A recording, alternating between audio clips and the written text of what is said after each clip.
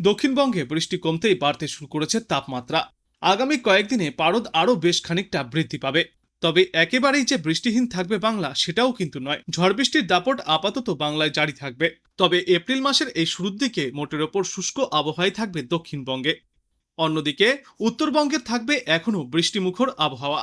আর দক্ষিণবঙ্গেও আগামী রবিবার পর্যন্ত কিছুটা ড্রাই স্পেল চললেও ফের আগামী সোমবার এবং মঙ্গলবার ঝড় বৃষ্টির সম্ভাবনা রয়েছে।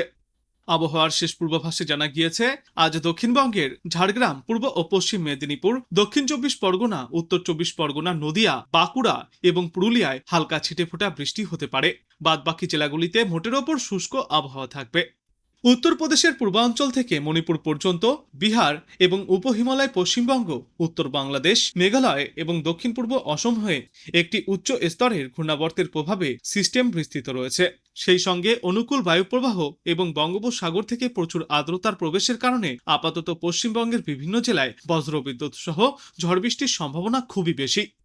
আর উত্তরবঙ্গের সম্পর্কে বলা হয়েছে, দক্ষিণবঙ্গের পাশাপাশি আজ উত্তরবঙ্গের জেলাগুলিতেও ঝড় বৃষ্টির প্রবণতা কিছুটা কমে আসবে।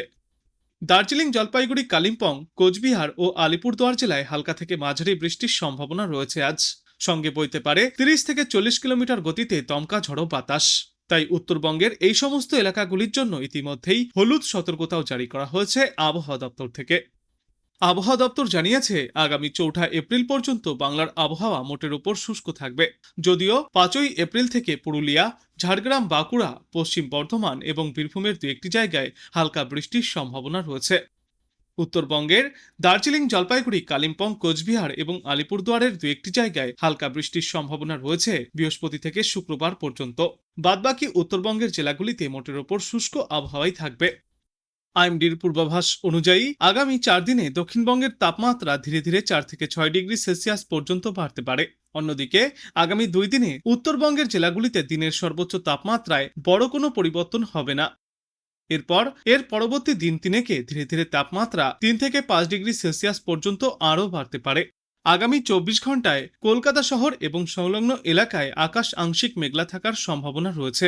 এই সময়ে দিনের সর্বোচ্চ তাপমাত্রা থাকবে 31 ডিগ্রি সেলসিয়াসের আশেপাশে এবং সর্বনিম্ন তাপমাত্রা থাকবে 25 ডিগ্রি সেলসিয়াসের আশেপাশে।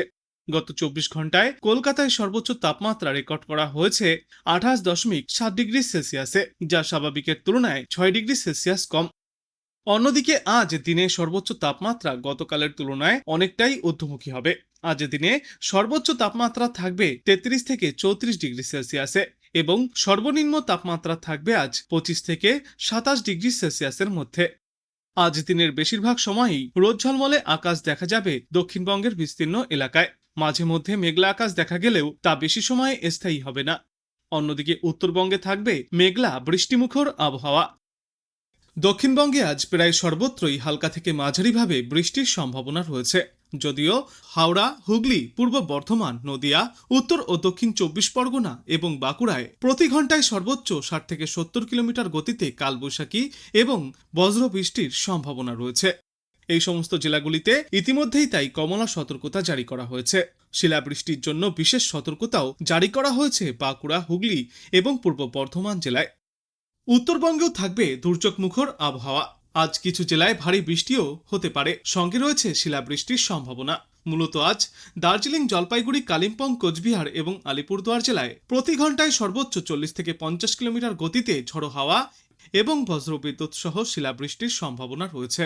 এছাড়াও জলপাইগুড়ি, আলিপুরদুয়ার এবং দার্জিলিং জেলায় ভারী বৃষ্টি হওয়ার সম্ভাবনা। 7 থেকে 11 সেন্টিমিটার পর্যন্ত বৃষ্টিপাত চলতে পারে।